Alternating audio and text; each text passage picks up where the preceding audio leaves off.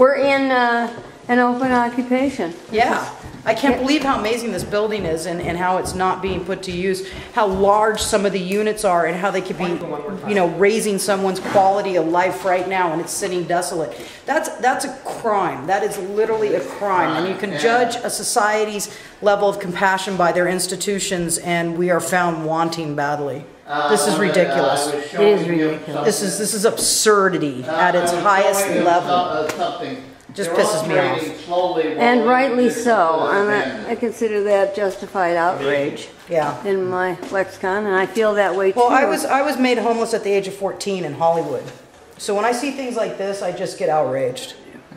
It just makes me, it breaks my heart. And this thing has been off the market for 20 years.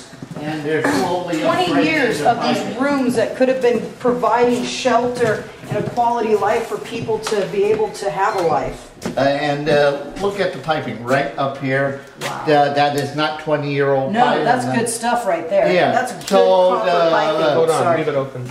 Okay, for can you take a picture while I'm the, over here with the video camera, because that's very dark to video. The Ellis Act do it can again. turn it after 20 years into office space for a higher rate of pay. Right. That's great. Yeah. Thanks.